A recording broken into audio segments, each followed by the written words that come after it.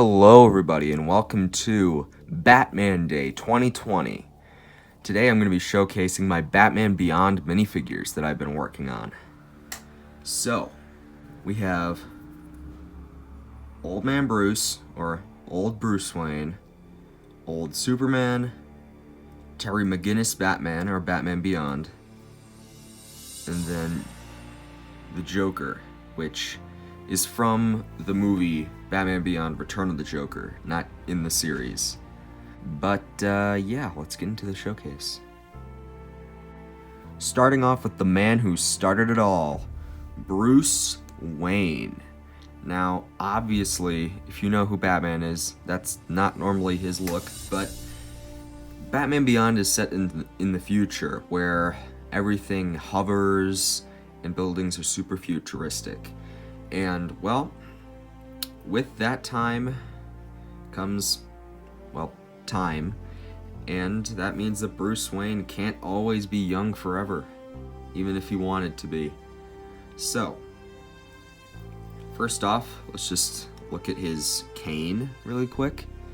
That is one of the bar pieces. If you recall, it's mostly used in Technic builds. And I just cut it to shape. I trimmed right here and right here, and I gave him his cane. Now, Bruce is very simple. It's literally just black arms, black legs, flesh-colored hands, and a gray rectangle. Because for some reason in the future, they're like obsessed with rectangles for some reason. We don't have V-necks anymore, we don't have U-necks, we have whatever that is. But that is just the hairpiece that Bruce Wayne normally has, except it's in white. And fun fact about this face, it was Argus Filch from the new Argus Filch from the Whomping Willow back in, what, 2018? If you look hard enough, you can really tell, but I've done a lot to that face to make it look a lot more like Bruce Wayne. So, first thing I did when I actually messed with the head is I painted the eyebrows white to match his hair. Then, I needed to do this scar going from his cheek all the way up near his eye and then a little bit on top, because I feel like that was one of the biggest traits, his biggest visual traits at least, of Bruce Wayne. And I was right, the minute I added that, it looked like Bruce Wayne, not Argus Filch. And then I add a little bit of gray right there, because for some reason in that show, he has super big bags under his eyes. Don't understand why, especially since the reference photo was from the first episode, when Batman wasn't really around yet. But,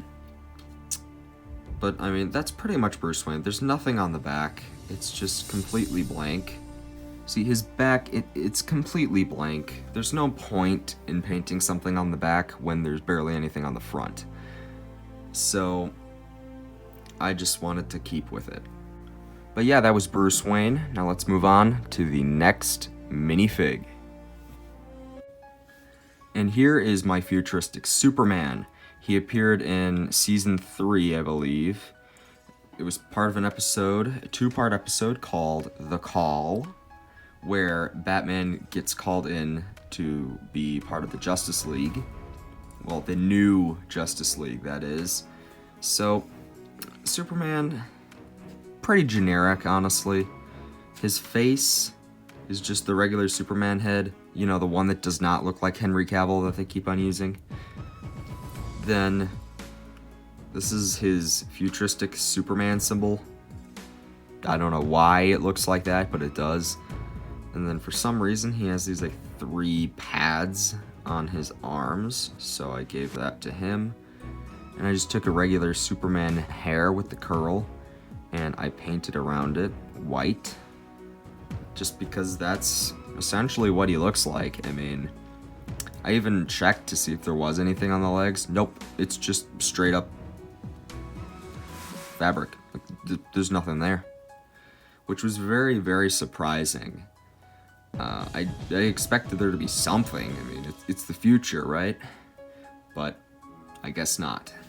Again, the back, very, very bland. I just continued the symbol right here, and then I made some indents for his hair because I didn't really think it would go all the way around. I mean, he is Kryptonian after all.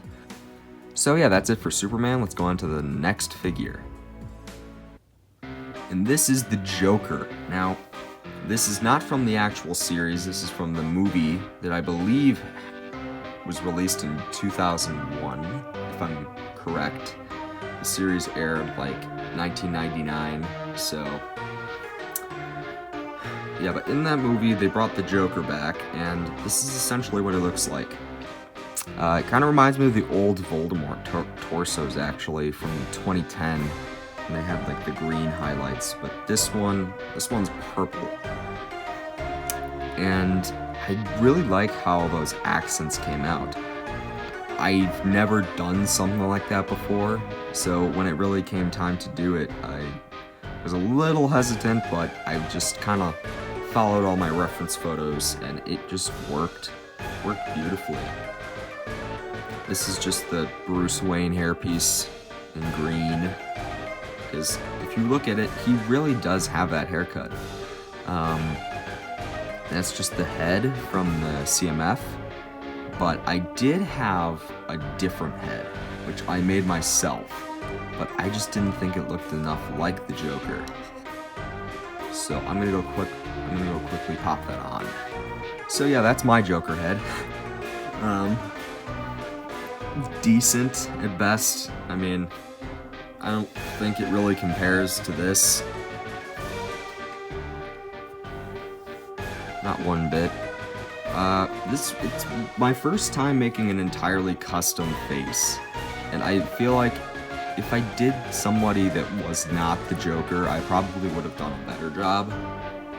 But yeah, I used this originally, and then I went back and I found that head, just because I thought it needed something more worthy. But yeah. Here's the back, there's just highlights there, nothing much. So that's the Joker. Now let's go on to the next minifig. So here's my custom Batman Beyond.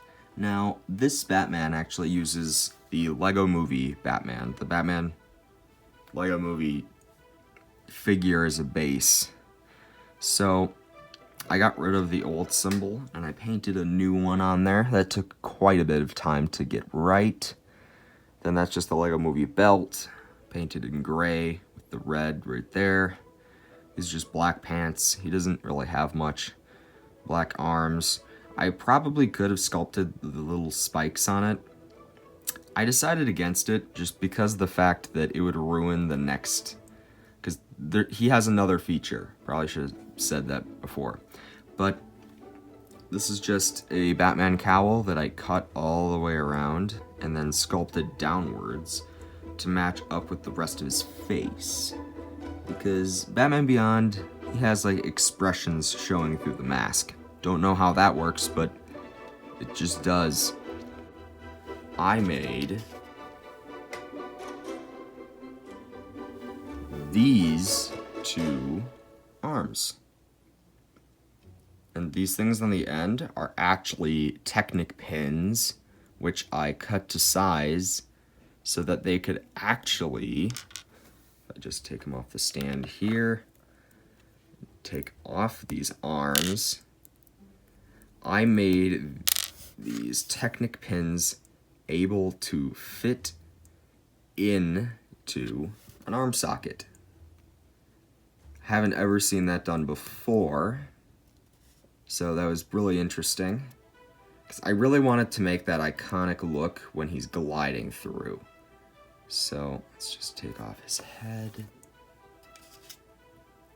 And have this cape That should complete the look.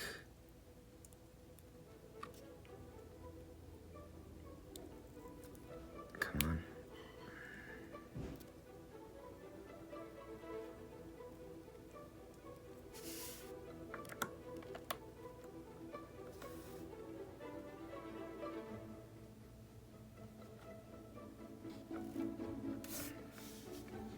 So yeah, I mean, not bad. I think it probably could have used a lot more symmetry, but to be perfectly honest, looks good enough for me. I painted it red, but for some reason the red isn't really showing up as much. It kind of just got soaked into the material and turned more into a brown, but it still looks good nonetheless. I'm pretty proud of this stance, actually. I've never made anything like this, and I think it looks pretty good for this being my first attempt to really go forward on it. So, that's pretty much it for Batman. So, let's end out the video. Okay, everybody, and that was it for this video. So, if you enjoyed, a like would be greatly appreciated. You know, test out the like button, you know? If it turns blue, let me know. I've seen some update reports saying that it turns gray now for some reason. But I need to know, does it turn blue? I need to know. Tell me in the comments. But, yeah, these figures were pretty interesting to make. And I like them a lot, to be perfectly honest. Especially Old Man Bruce Wayne. I think that turned out really good. And, if you're new to the channel, please subscribe. If you liked the video, like the video. If you would recommend it to a friend, go ahead and share it. And I will see you next time. Have a great Batman Day, guys.